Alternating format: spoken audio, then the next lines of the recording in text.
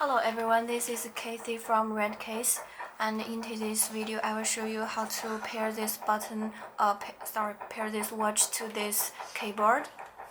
And first we should enter the menu, then that is long press this to enter the menu, and we can see register, we can see keyboard.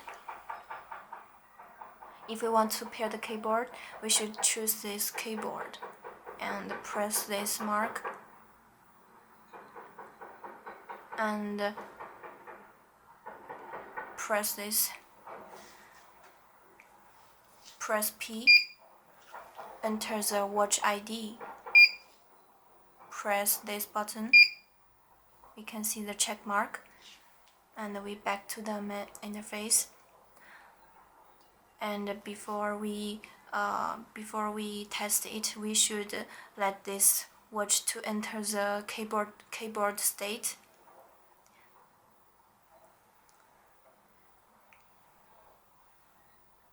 We should go to the set and choose work mode and choose keyboard, then back to the main interface.